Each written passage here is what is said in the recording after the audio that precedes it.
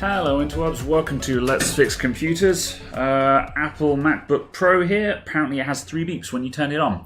This is probably going to be a really quick one, but I thought I'd record this one anyway because really common fault, and this is something that a lot of people could probably DIY themselves. So let me see, we've got a charge in this. I've got charge on the side there. So let's just turn it on and see what it does.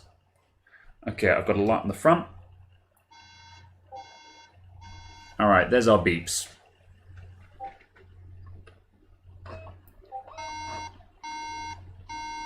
Okay, fair enough. Let's turn that off. So 3 beeps is a memory issue, or, you know, it's the symptom of a memory issue. The Mac is saying it's having difficulty accessing the RAM. So in all probability, I mean, if we just take a look at the top of this laptop, you can see that this thing is kinda grubby. So we're probably going to find that that grubbiness extends to the inside of the laptop as well, and it's going to be full of dust and fluff and who knows what else. So most likely that is causing the problem, and there is dust and stuff on the memory contacts, and that's causing an issue. So what I'm going to do, I'm going to take the back cover off and we're just going to give it a clean. And that is probably going to sort our issue out. So I'm going to take a 00 Phillips screwdriver and remove the 10 screws from the back of the laptop here.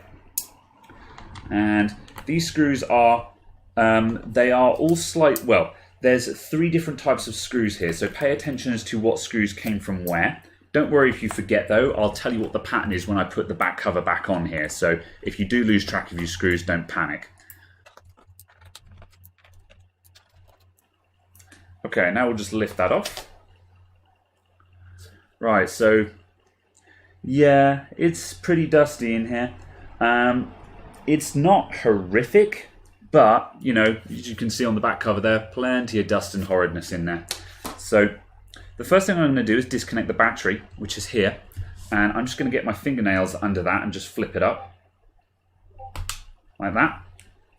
Don't try and pry this guy off with a screwdriver or anything metal. I mean, the contacts are pretty well buried in the connector block, but you don't want to risk shorting that out. You'll have a bad time. So make sure you use your nails or something non-conductive, like a plastic prying tool or something like that. Okay, right. So now the battery is disconnected, I'm just going to have a quick look around the rest of the laptop. It doesn't look like there's been any liquid damage or anything like that, so that's good news. So the memory is here. And so what I'm going to do is I'm just going to remove these memory modules and give them a bit of a wipe down. So let's go in a bit closer. Okay, so to remove these memory modules, I need to bend these bars outwards like this. And as you can see, the top module has just jumped out. So now I can just lift that out. And looking at it, I can see a slight discoloration on that pin there, but that looks really minor. I don't think that's causing a problem. It looks fine to me. Let's check the bottom one. So again, I'm just going to bend the bars out just so that pops up and then lift it out. Oh, now that looks more like a problem to me. That's just some plastic or gross or something like that. I'm not sure what that is. Either way, that was right on one of the pins. Okay. Let's quickly inspect the contacts. Yep, those contacts look all right to me. They look fine. I don't think we need to do anything with that. So what I'm going to do then is I'm just going to wipe down our memory modules and we'll just put them back in. So I'm going to take a soft cloth and I'm just going to gently wipe the contacts down.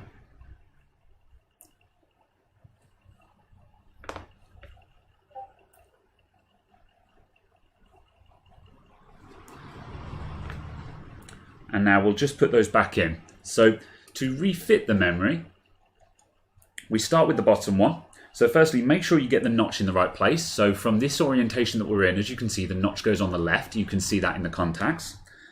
So now I'm going to put that down to the bottom slot. And I'm just going to press it in at a 45-degree angle. And then just press it down like that. And it should just wobble at the bottom there, like so. And now we'll do the same thing with the top one. 45-degree angle, slot it in, and then just press it down. Oh, is that in properly? Let's just back out and try that again.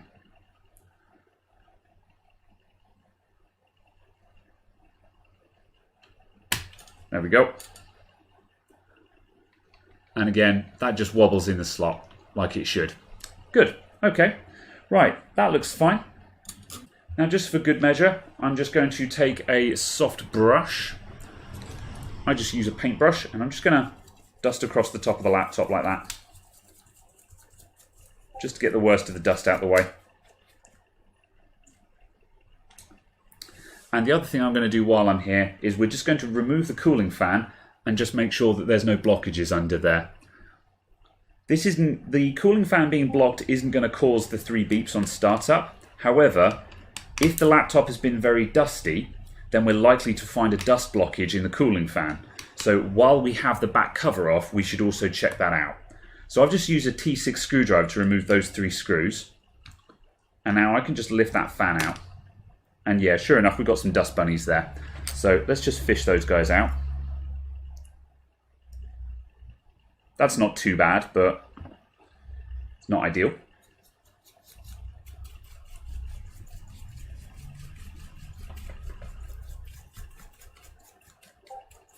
There we go. And now we'll just put that back in.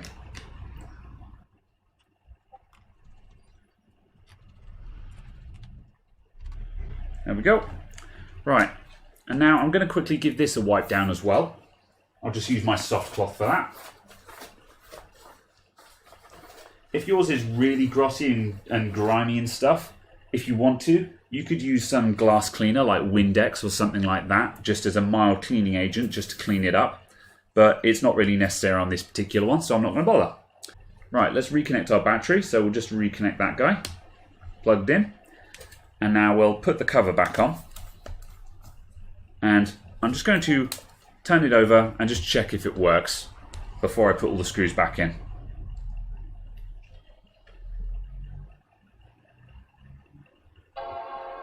And we have a chime, and a white screen, and an Apple logo. Nice and easy. And that's it. That was all there was to it. Okay, we are WinRAR. So what if that didn't work for you, though? Well, what we're going to do then, let's pretend that that didn't work and we still have 3 beeps. So what I would do next, take the back cover back off again. And once again, I'm going to disconnect the battery. So what I would do at this point now is I would remove the top memory module, and then I would plug the battery back in and I'd try it again.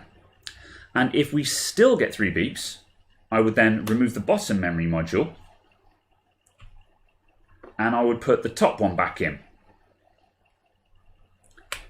And now what we've achieved is we've tried both memory modules on their own. Now if you get it so it works with just one of the memory modules, the next thing to do is to take, let's say that it works with just the top one in. So now what we do is we move this module down to the bottom slot.